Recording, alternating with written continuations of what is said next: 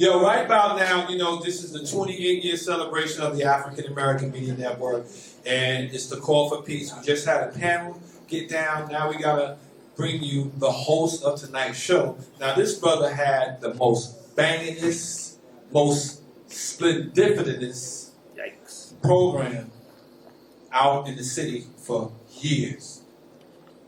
It was called the Pyramid Club, and his rap showcase was the Battleground.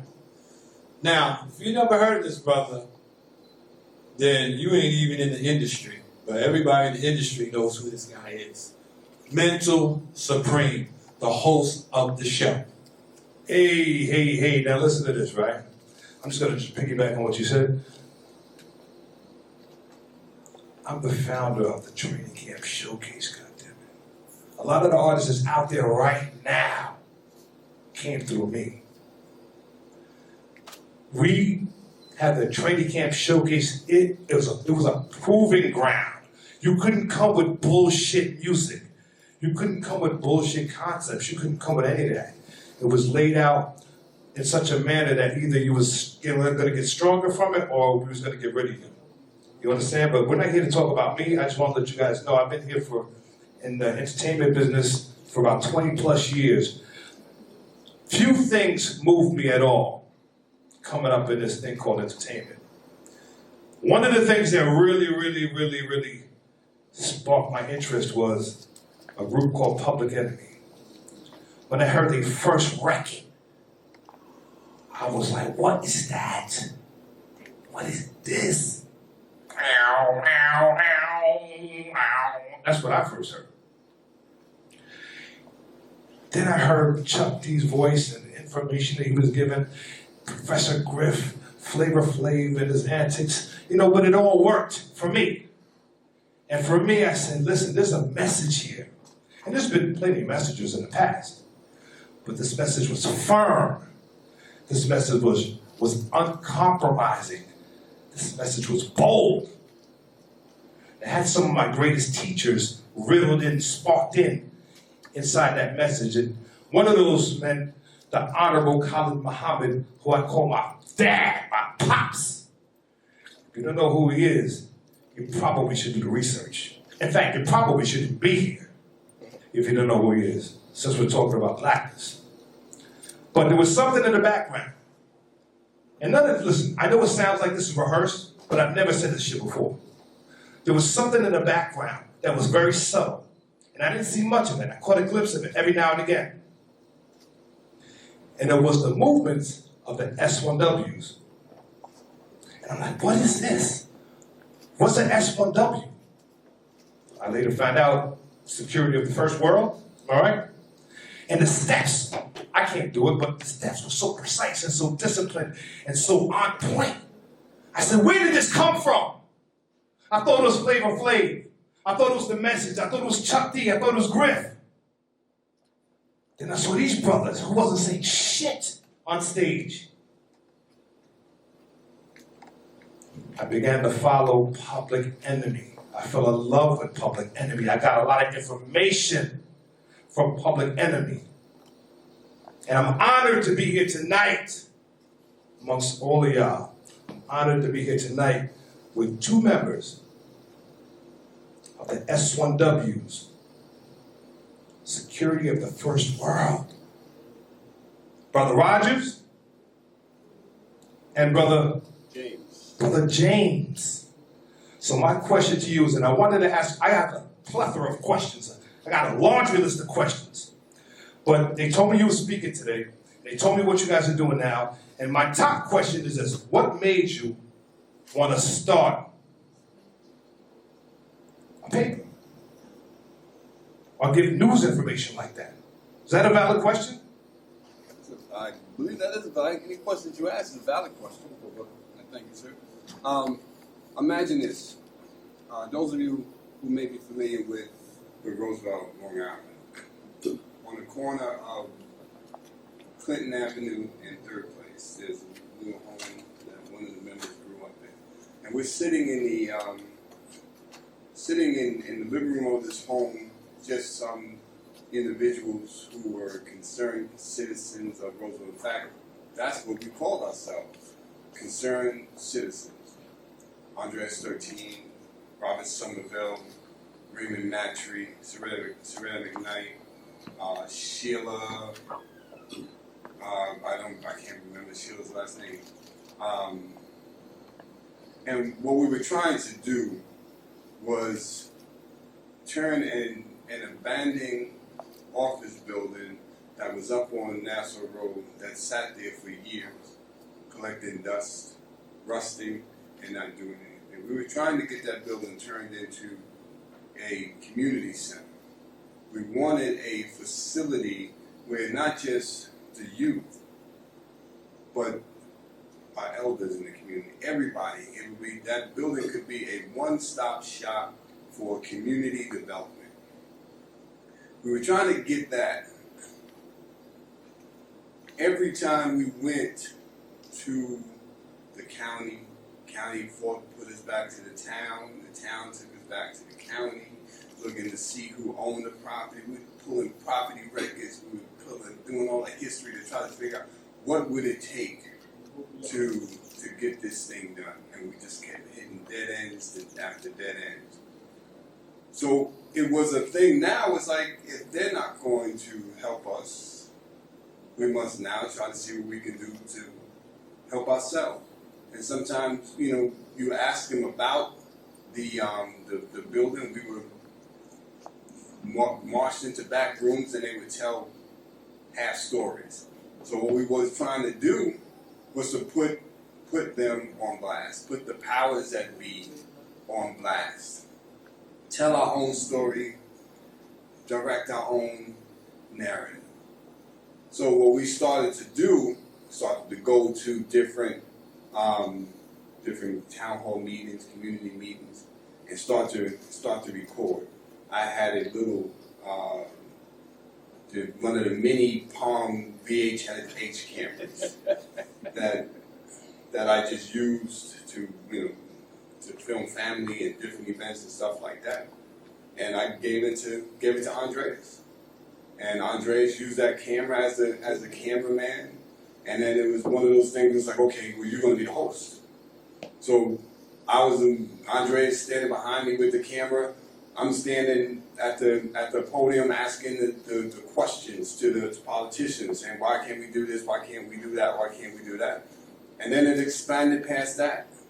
Andre started taking the camera into the communities, and then just started telling other stories that even expanded beyond us, trying to get that community center. Wherever there was an issue or a problem or a concern or something of our people, it was there with the cameras. And then it just started creating stories and writing stories. So why do something like that? Because if we don't tell our story, somebody else is going to tell our story. And if we allow somebody to tell our story, 10 times out of 10, they're going to tell it wrong. So the purpose of the African American Media Center then and to now is to tell our story the way it should be told. Nice. Good answer. Good answer. Well, brother, I want you to jump in. All right, so Roger, every man has a different idea about how they started, so I want you to tell the audience your understanding of how the paper started. TV, excuse me. TV. African American Media Center. Well, we've been knowing Andreas for a long time. And during that time, a lot of things was going on in our community. It's just like Brother James said, you have to learn how to tell your own story, because when somebody else tells you a story, they're going to paint you in a different light. So when Andre was given the camera, at first, Andre was all over the place. All over the place. Going into Nassau County, going to the politicians, putting the cameras up in their face, asking the questions they didn't want to answer. It seemed like he was harassing them. You know what I'm saying? So they was like, oh my God, here come that guy from the African American News. Here come that guy from the African American News. you know. Then from that, he started getting more equipment. He got legitimate. He got his press papers and his ID. He started going around. So, you know, at first they didn't take him serious. You know, they didn't take him serious. African American, you know, Channel 7, Channel 5, Right. you know, African American, what's that? Then they start seeing him showing up at every event. Every time something happened in the community, Andre was there. He had his press credentials, so he can get in. So they couldn't lock him out. Because now he got press credentials. Right. So he can just go in with the rest of the press now.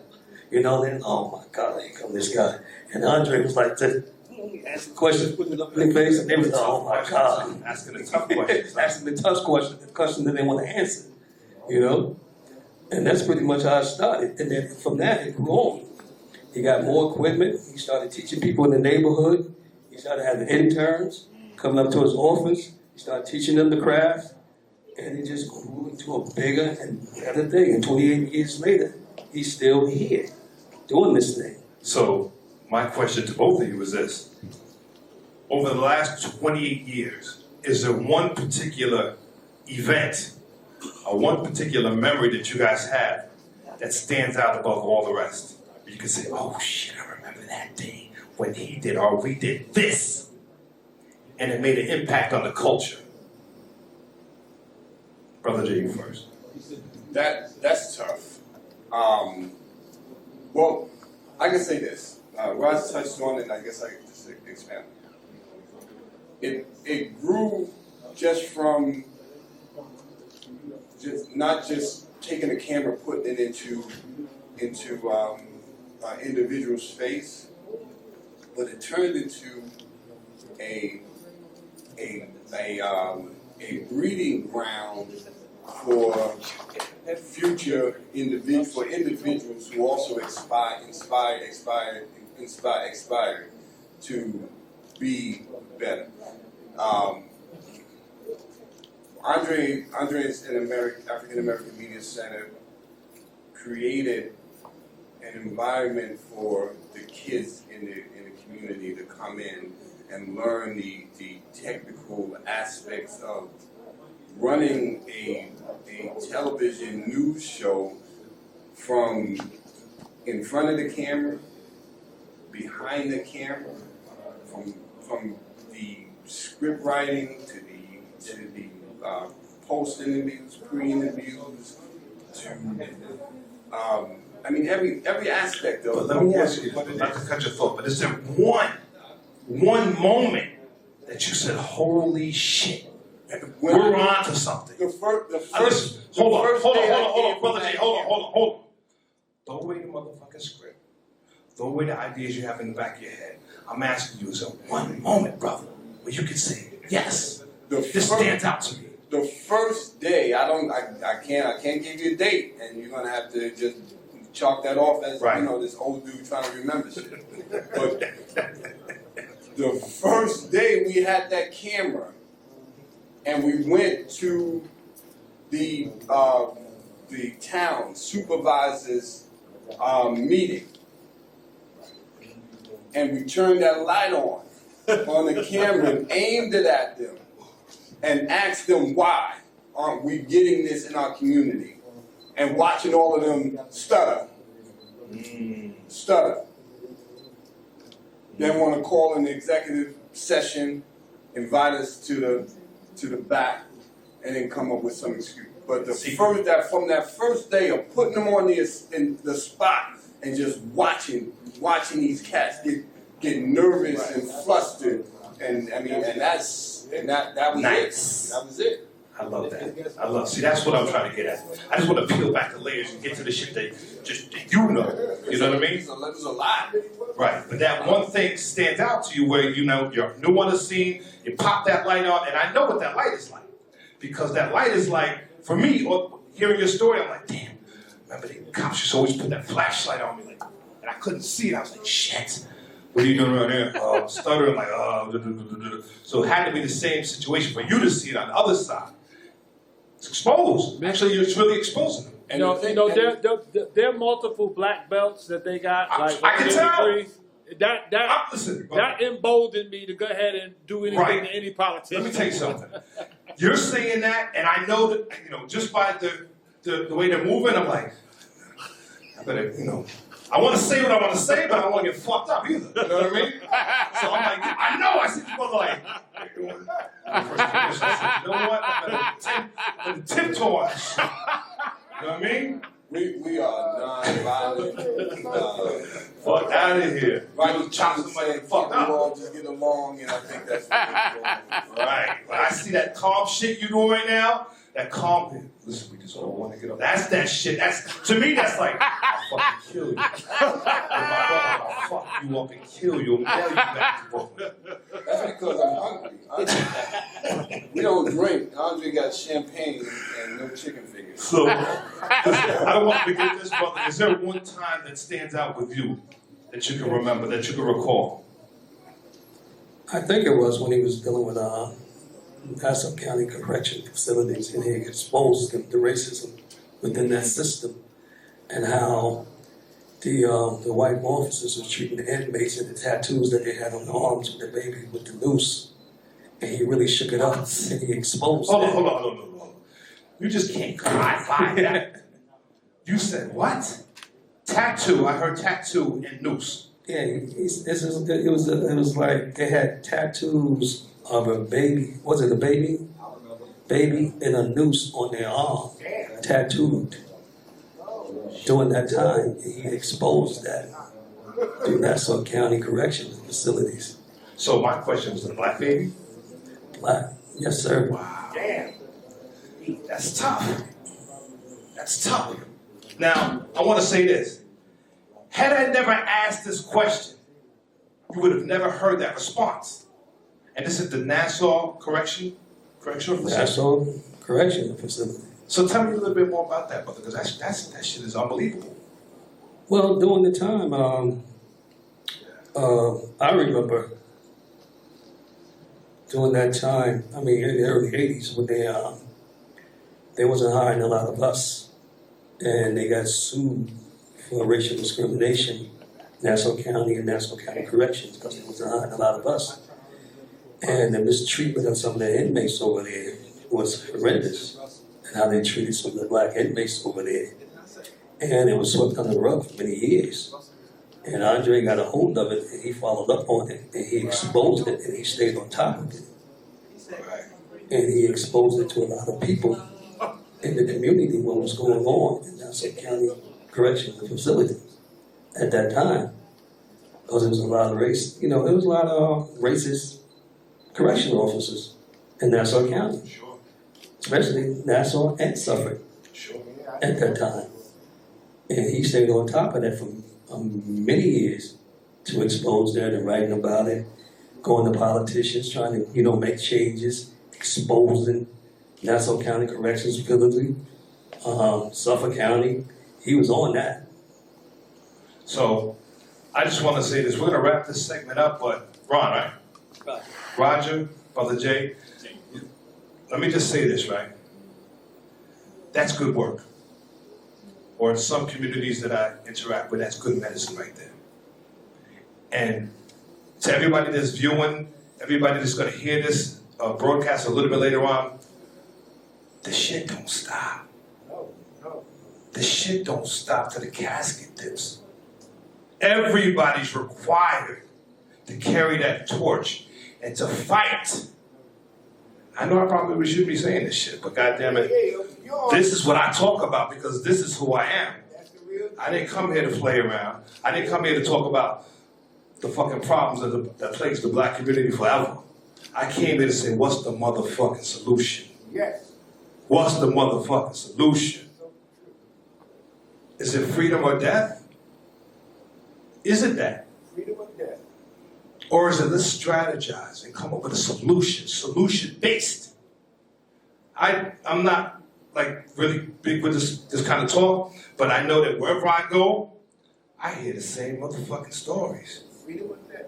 My grandfather used to tell me these stories. My uncle used to tell me these stories. My big brother used to tell me these stories. My little sister used to tell me. Everybody telling the same fucking story. I don't hear any different stories. A story I want to hear is, listen, I killed my enemies.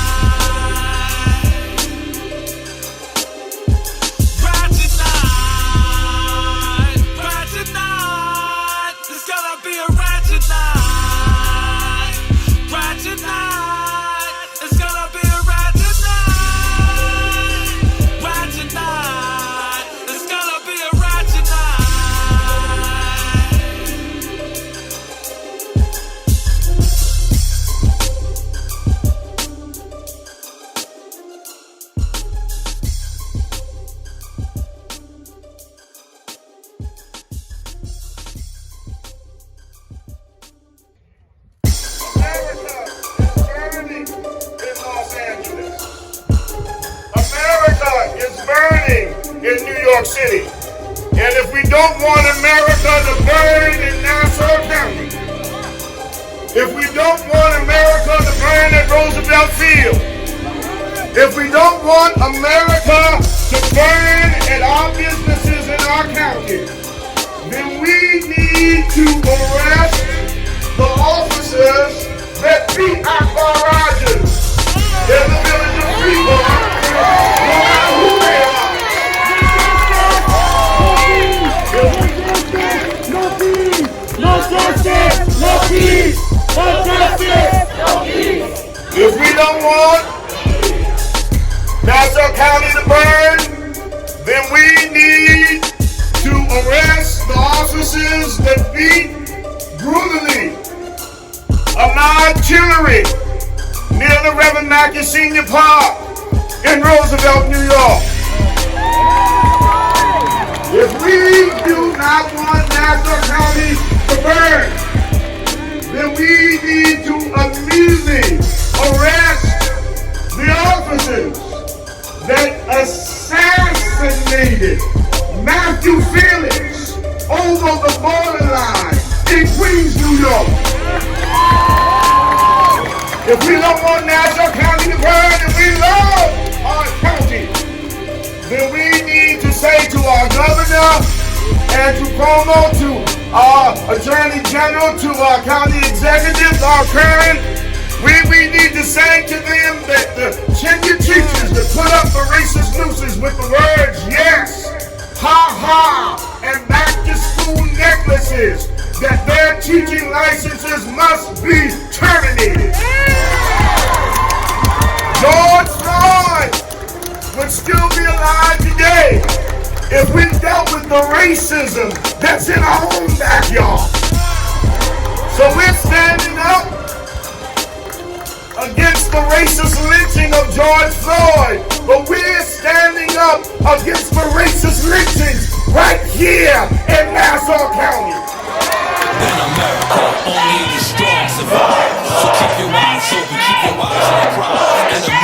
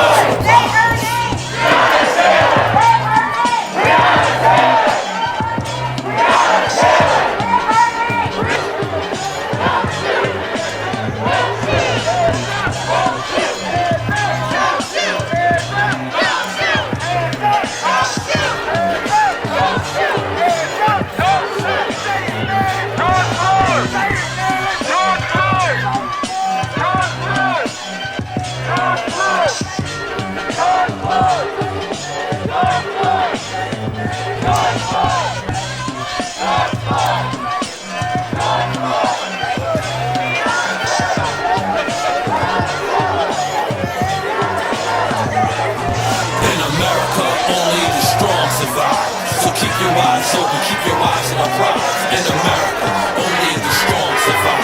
So keep your eyes open, keep your eyes on the prize. In America, only the strong survive.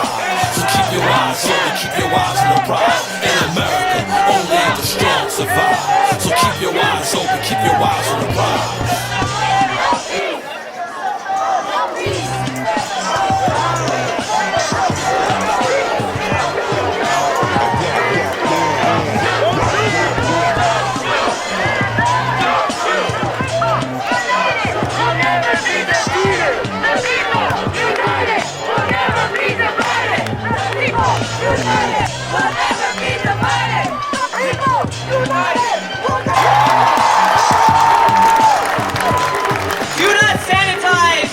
This is the legacy of white supremacy that refuses to die. The crisis of policing is a crisis of American democracy.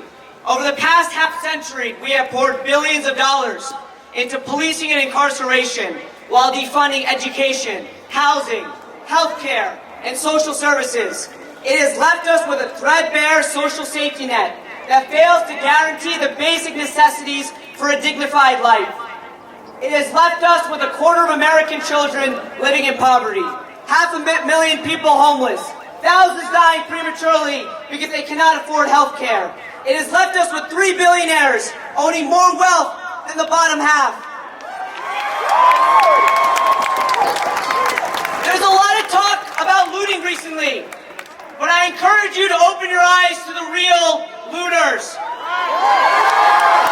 The real looters are the ones in suits on Wall Street who destroyed the global economy and pillaged trillions of dollars from working families.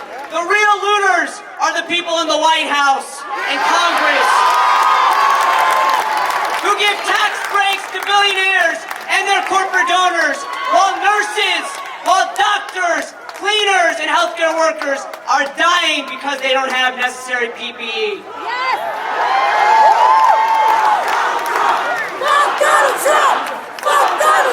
The real looters are the billionaires who have made $485 billion during this pandemic. Over the past few days, we have seen statements from County Executive Laura Curran, from Congresswoman Kathleen Rice, from Congressman Tom Suozzi and many other elected officials condemning the murder of George Floyd. But that took no courage. When there is an epidemic of police violence and mass incarceration in their own backyard, they have been silent, and worse, they have been complicit. This past March, I stood here with members of the National Action Network and the family of Matthew Felix. Matthew Felix was a 19-year-old African-American man who was shot and killed by the Nassau County Police in Queens. He was unarmed. The officers were not wearing body cameras, yet not a single elected official stood with us. Not a single elected official bothered to condemn the killing of Matthew Felix. Laura Curran, Kathleen Rice, Tom Suozzi, silence. Wow, not surprised. The names of other victims of police brutality in our county are too familiar. Akbar Rogers, Ronald Lanier, and many more.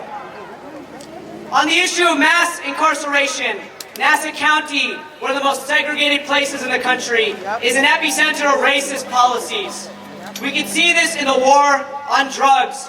The war on drugs has never been about drugs. If it were about drugs, it would be waged. If it were about drugs, it would be waged in Garden City. It would be waged in Roslyn. It would be waged in the bathrooms of Syosset High School. Oh, shit! The war on drugs is a war on black and brown people. And it has destroyed livelihoods, families, and entire communities. In 2018, many of us worked tirelessly to elect a Democratic-controlled state Senate. The state Senate passed historic and sweeping bail reform and other criminal justice reforms that sought to end the practice of treating poverty as a crime. So what did our elected officials do here in Nassau County? Jack shit. Senator Todd Kaminsky and other senators, County Executive Laura Curran, loudly and publicly called for rolling back the reforms. Now this makes complete sense if you follow the money. Laura Curran has taken thousands of dollars in campaign contributions from the police unions. Todd Kaminsky has taken more than $50,000 from the police unions. At the height of Trump's racist birther campaign to delegitimize President Obama, Kathleen Rice accepted $53,100 in campaign contributions from Donald Trump himself. And Rice's spokesperson said Rice has no intention of returning these contributions. Tom Suozzi has taken $11,000 from Donald Trump. And when asked whether he would return the money. He said the idea was, quote, absurd. So we know that public policy is a matter of life and death. It is time to demand that our elected officials, every single one of them, donate any contributions from the police union or President Trump to local bail funds and community organizations. It is time for them to hold the police accountable, or we will vote them out. No more empty promises. No more thoughts and prayers. We need bold, decisive, structural action.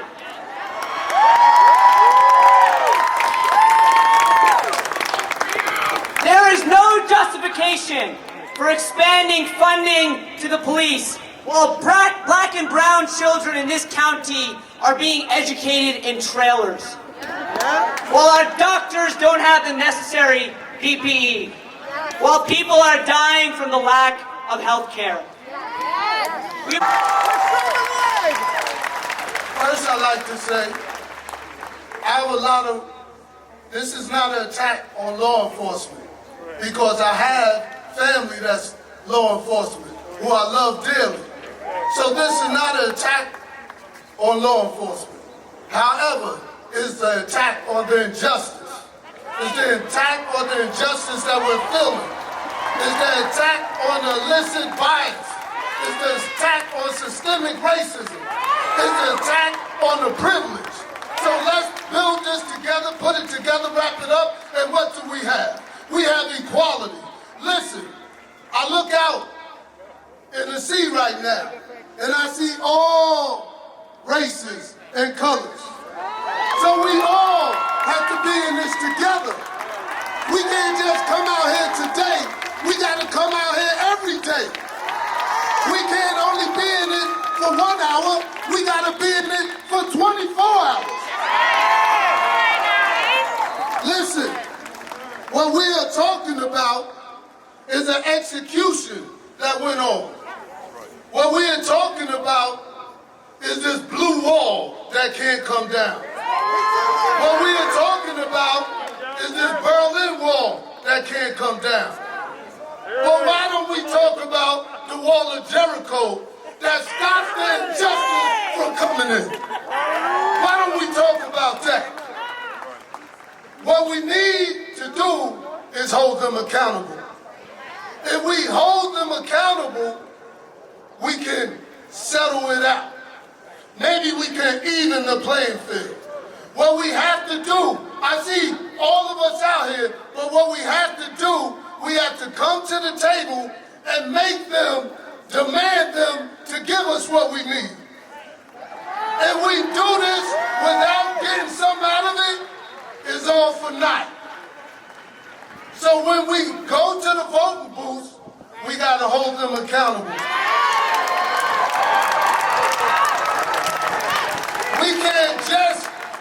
We cannot just put them in office. We got to make sure once they get office, they represent us the way we need them to represent us. I come to you today as a representative who lived in Nassau County over 30 years. I come to you today as a man representing another man. I come to you today as a black man that is fed up. I also want to speak about anti-blackness because it's a lot of black and white, but guess what? Non-black people of color perpetuate anti-blackness as well. Deconstruct that.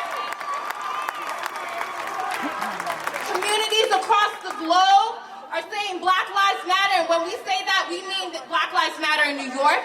They matter in the United States. They matter in Puerto Rico. They matter in England. They matter in India. They matter in the Dominican Republic. They matter in Haiti, in Guam, in Hawaii, and all across the world, because there's not a continent on this earth where black people do not exist.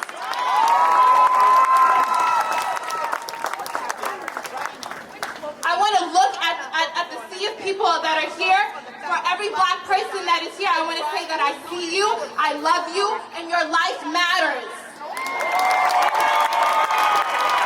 To all the other people here, white, non-black people of color, I want to say, I see you, and you better stand in solidarity.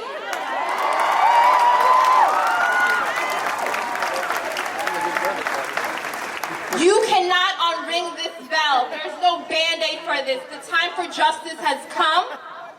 The time for accountability has come. And yes, the nation, the world is standing. This city is Latino. That's America for you. He's our baby. His name is TJ Floyd. We must change things for him and his generation. I don't want to be worried when he's old enough to drive that the color of his skin and not the content of his character could cost him his life.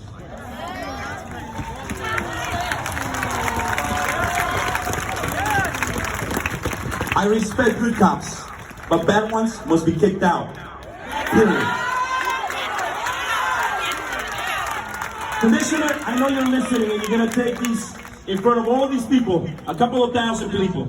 Please tell our young cops to lower the windows and get off their damn cell phones and engage with us when they're driving around our neighborhoods.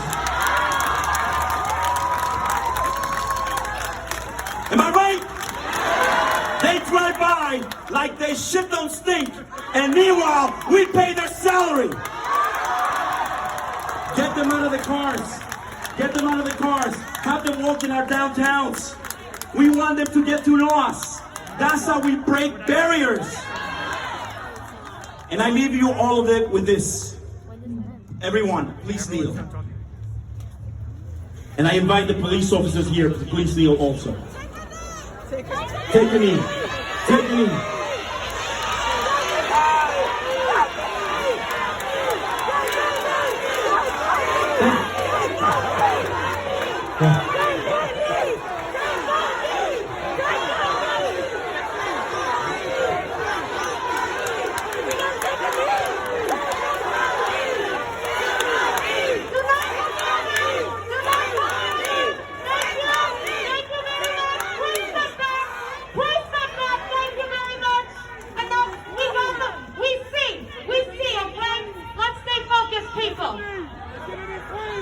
Thank you. Thank you. And I want to say to all of you the following, as we take a knee, make the efforts of all of us in our collective voices of peaceful anger turn the hearts of those who make policy and manage it into becoming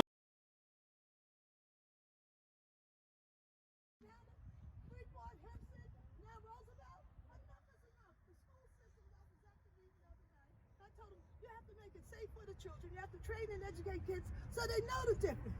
These kids knew the difference and understood they was getting beat unfairly.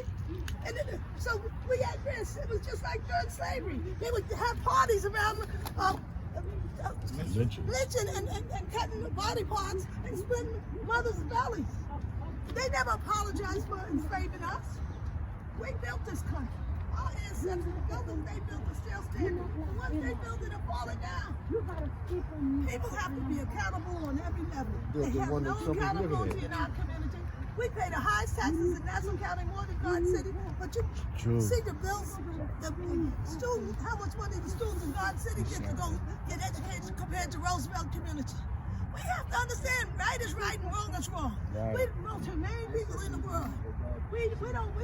We help build this country. And we're still the catalyst for change and progress. This government is not going to change unless we can't count on the Democrats, the Republicans, the independents. We as Africans born in this country and our ancestry is the key to saving America and the world.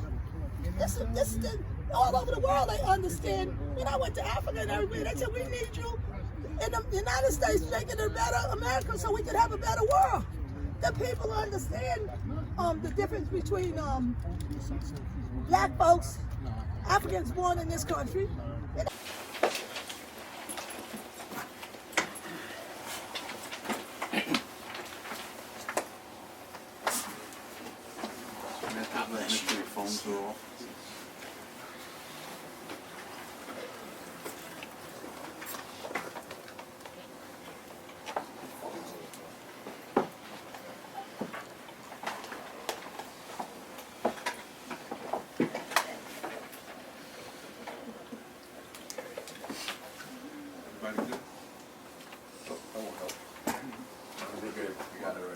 Okay. You good? Thanks, Okay, before we actually get started, let me just tell you what you have in your packet. You have a copy of the press release that was sent out. You have some photos of the two young men in their scout uniforms. You have a copy of the notice of claim, and you have a copy of the charges that have been filed against these two boys. And we'll get started. What's that? Good morning. My name is Fred Brewington, and I am here with Mr. and Mrs. Tillery for a sad occasion.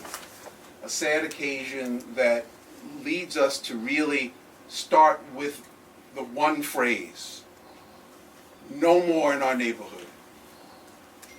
Their two sons, 15 and 14, were riding their bicycles on their way home in the Roosevelt community, and they were seized, kidnapped, abused physically and psychologically. And not yet has there been an apology by anyone from Nassau County to this family. They took these young boys away from their mother and their father and hid them. Not for 1, not for 2, not for 3 hours, but for a total of 5 hours, where these parents had no idea where their children were when they would not answer their cell phones. The police took cell phones and would not let these boys call their mother, despite repeated requests to do so, and then falsely accused them of being engaged in criminal activity without asking anybody in the neighborhood a single question. Taking them to the first precinct, where they then labeled them as criminals by cuffing them to desks and chairs as though they were common criminals. And then, once they realized that they had created a monster that they could not reckon with themselves, they charged them with false crimes. This is a travesty. It is something that leads to things that are just unspeakable when parents don't know where their children are. And we're not talking about boys that in any way have any trouble going on. We're talking about good students. We're talking about children that attend church. We're talking about children that are Boy Scouts. We're talking about gentlemen that do public service and have sat with literally kings and queens in our community and have made it very clear that their intent is to do the world good. When you abuse children like this, you should be charged. And the police that did this to these young men need to be severely disciplined, charged with child abuse, and also charged with assault. I want it very clear that this is January. You're not starting the year off this way. Nassau County Police, stop being an occupying force in our community. You don't have the right to treat our young men as though they are criminal simply because they're black. That is called profiling. And you cannot profile every one of our children in our community because what you are doing is wrong. You need to be taught better, and we're here as a community to teach you better. Because if you can't learn the lesson on your own, somebody's got to teach you. So I just want to be clear. This morning, on behalf of this family, on behalf of the Tillery family, we filed with Nassau County this notice of claim. They can't tell you, press, and the community that they don't know about it. We don't want that said. They know about it because they've been on the phone about it. They claimed that they had righteous, an appropriate right to do what they did. They are wrong. And you know what they did that was even more hideous? They lied to the parents about where their children were. If you can't live up to your own sins, God is going to have something to say about that. Right. Amen. And so are we. Amen. So So at this point, what I'm going to do is I'm going to ask Mr. Tillery, Mr. David Tillery, to speak to you. He has a prepared statement. Then Mrs. Tillery is going to speak with you. And then we're going to ask Pastor McDowell to speak with you, and Pastor Mackey to speak with you. And then I'm going to answer some questions and show you something else. Hold on.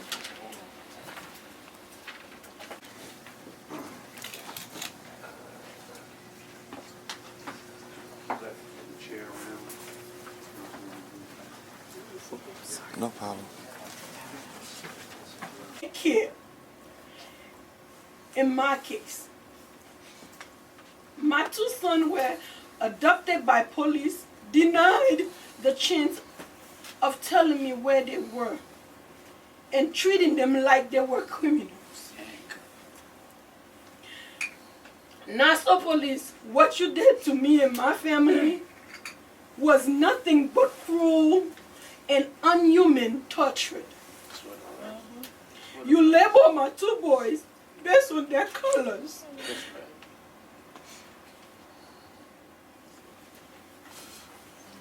Some tissue. Some tissues. Thank you.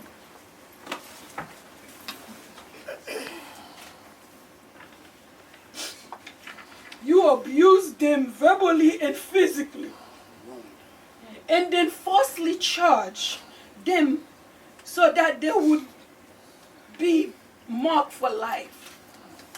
Emotional. You had my children from me, who are fine young men and have soil from my boys, my two Boy Scouts, by calling them criminals and forcing them to enter the lawful system. You knew what you were doing when you did it. And you have to answer for what you have done. You do not have the right to come into our community and just abuse our children and then lie. And then lie and then lie about it.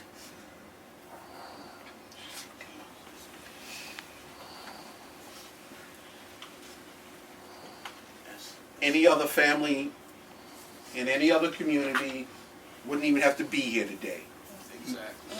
This doesn't happen to children in other communities. It happens to children in our community.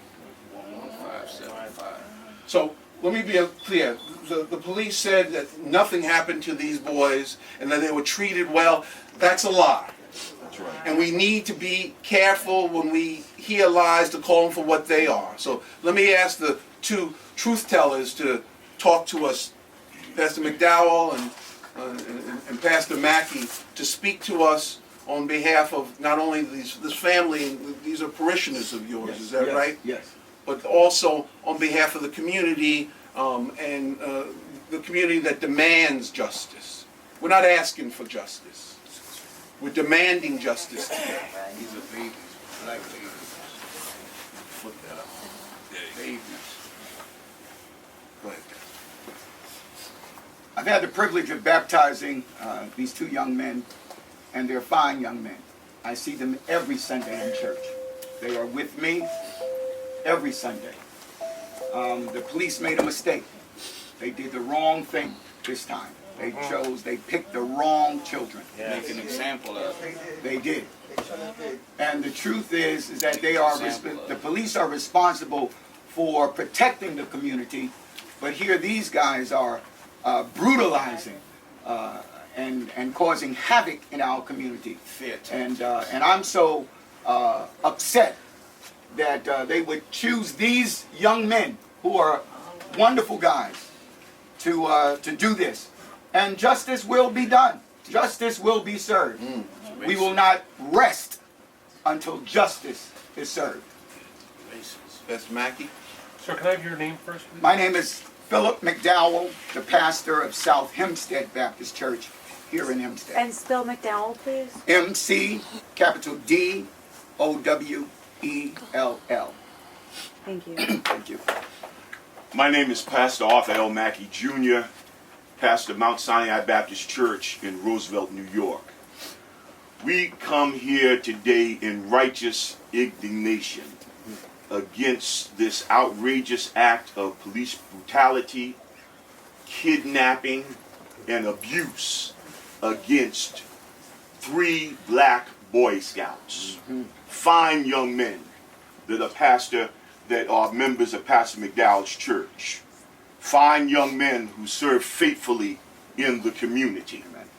This is not an isolated incident. All right. They beat Ahmaud Tillery and his blood cries from the ground. Yeah. His blood cries from the hoodie for justice. Yes. But they also harassed Marcy Brando, and she's standing right there. They also harassed Archie Stallings of Roosevelt. They also harassed Andre Simmons of Roosevelt and put a gun to his head as he was on his way to Bible study at the church I pastor. So we're here to stand up against this great injustice. It just didn't start on Tuesday. It's been going on a long time. But now is the time for this great injustice of the Nassau County Police to come to a stop. That's right. And we want these 3 black Boy Scouts for them to be exonerated. We want their names to be cleared. Yes. And for the officers that beat Ahmaud Tillery, for them to be arrested. For them to be fired. For them to pay the price for the abuse and the police brutality and for the misconduct that they did on Tuesday after the Martin Luther King celebration. I saw them there at the Faith Baptist Church. Ahmaud Tillery sung with the choir. His pastor preached a wonderful sermon.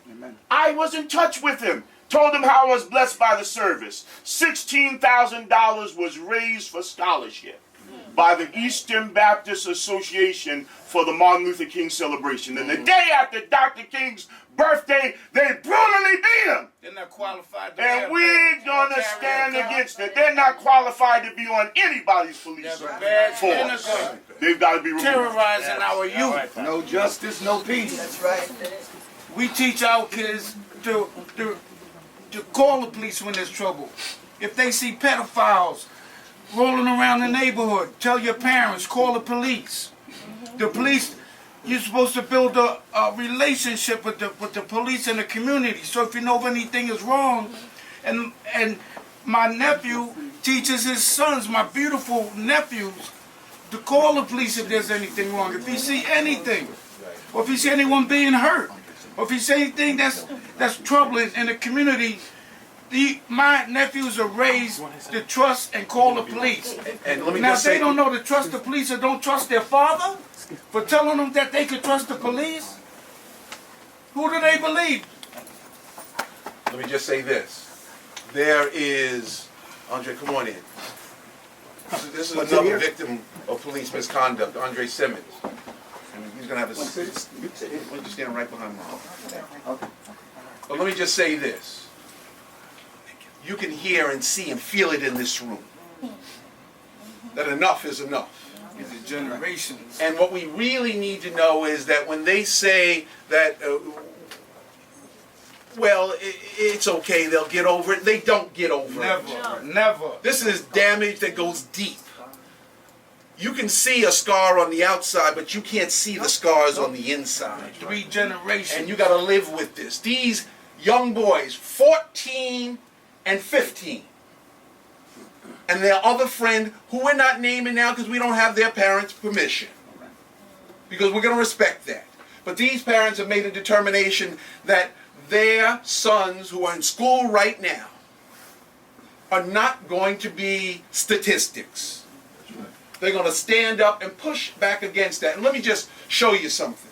That when they say that, oh, well, nothing happened, he didn't need any medical attention, take a look at this. Oh my God.